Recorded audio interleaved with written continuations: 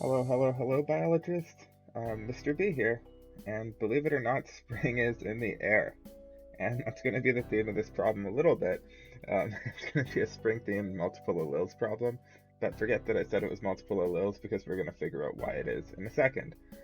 Before we dive in, I want to draw your attention to this whole scenario going on here again, because this is going to be your starting point and headspace when you're approaching all these questions throughout non-Mendelian inheritance and the course at large.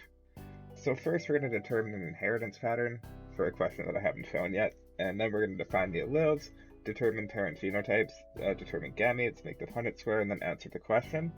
This one I'm going to run a little bit differently because I really want the whole idea of order of dominance and hierarchy of alleles to come in. So I might help you along a little bit more than normal, but it's still going to be an interesting video and it's going to help you a lot with your practice booklet. So without further ado, let's read this question. Ooh, still going to do the dance. Okay, so plumage color. This means like the color of the duck.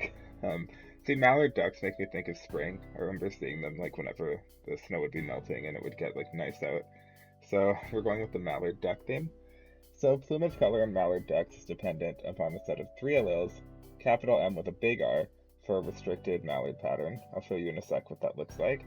Capital M for mallard and lowercase m with a D for Detsky mallard. The dominance hierarchy is restricted, then mallard, and then Detsky is the least. So it's giving you a hierarchy of dominance just in this question, that we're saying that restricted is the most dominant, then mallard is second, and then Detsky is recessive. Here I'm using M's because like on computer it looks okay, and I have some graphics that align with that, so it'll keep things clear. But if we were doing this on our own, we could use a letter like a D or something for duck that would look more different here. But we're using the superscripts anyways, so it should be okay to tell the genes apart. But basically we have to read this and figure out that we're dealing with multiple alleles. So it's telling us that. It's saying that this is dependent on a set of three alleles. Three is obviously more than two. And we say that anything more than two alleles for one trait is a multiple allele pattern. You'll see that there's a slightly different way of working this for blood typing in our next video. But right here it's telling us there's like a hierarchy where it's saying like the dominance hierarchy is restricted first, then mallard, and then Detsky is the least. And we have to determine the ratios for the two crosses. We're going to do two examples today just to really show how to interpret these results, because they do change a little bit from what you're used to. Alright, so after reading through all that, we see that this is a multiple alleles problem, and we see the hierarchy of dominance in this inheritance pattern. Thus, we must indicate an order of dominance before getting to our question and use the alleles accordingly. You'll see in your practice it's going to ask for an order of dominance. That's something that we have to state before we start these sort of questions, otherwise we won't have any clue which way we're heading. And that looks something like this. We're going to say, based on the information given, that the restricted mallard is the most dominant, then and the normal mallard, then the Detsky mallard is the recessive one. And we still have like sort of a Mendelian type pattern here, almost, even though we have more than one allele. If a dominant allele is present, it will mask the other. So if like restricted is there, it'll mask either the mallard or the Detsky. The mallard will only mask the Detsky, and the Detsky can only be the phenotype that's the only allele present. So this trumps both of these. This trumps that. So it's like normal dominance, but in a hierarchy, hence the whole order of dominance thing. Cool.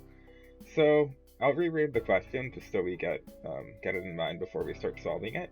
Plumage color in mallard ducks is dependent upon a set of three alleles. Big R for restricted mallard, just normal capital M for mallard, and then little m with a D on it for Detsky in this hierarchy. And that's like the order of dominance. We have to determine the phenotypic ratio and phenotypic ratio for the following cross. So we have a mother that has one restricted allele and one mallard allele, and a father with one restricted allele and one Detsky allele. I gave you a little sneak peek there to the genotype of the parent, since I want to focus more on how we interpret the data at this point. And again, we'll go further into to actually setting up these genotypes in the blood typing portion, which will come in the next video. But first, we're going to write down our order of dominance to start our question, because we need to do that. That's something you need to do along with defining your alleles whenever you're looking at one of these problems, these multiple allele problems. Cool. Then the parent genotypes, already wrote up here, but this is going to be the parent genotypes.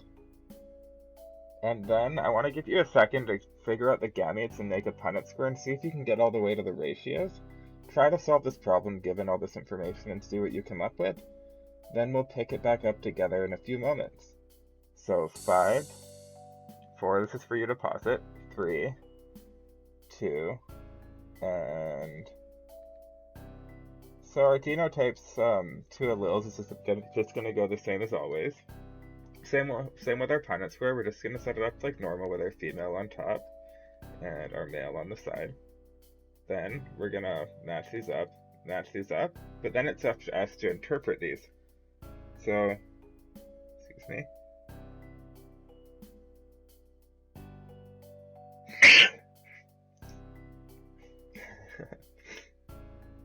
So I did sneeze, so sorry for that. But yeah, so we have to now interpret this data after that lovely little little interjection. So here, we have a genotype here that has a restricted and a mallard gene. Even though the mallard is like more dominant than dusky, restricted is still going to trump it. So that's going to be a restricted individual. Here we have 2 mallard genes. They're good to go. That's going to be a mallard. And here again, we see the mallard with a dusky. The mallard is still dominant over the dusky, so we're going to get a mallard here as well. Here we have a restricted and a dusky, and the restricted is obviously also dominant there. So if we just map this out, we have 4 different genotypes. These are just each of the 4 possibilities here. But our phenotypic ratio is just 50% restricted and 50% mallard.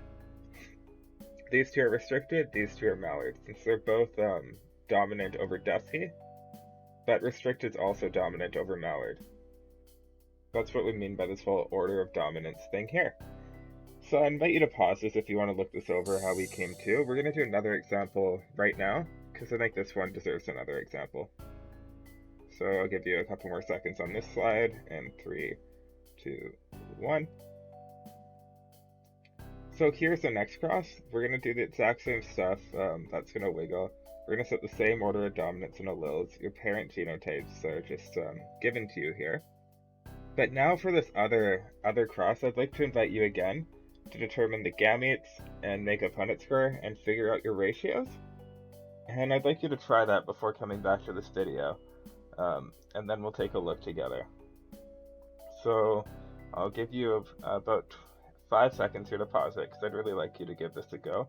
Then we're going to look at how we can interpret this. 5, 4, 3, 2, and here we go.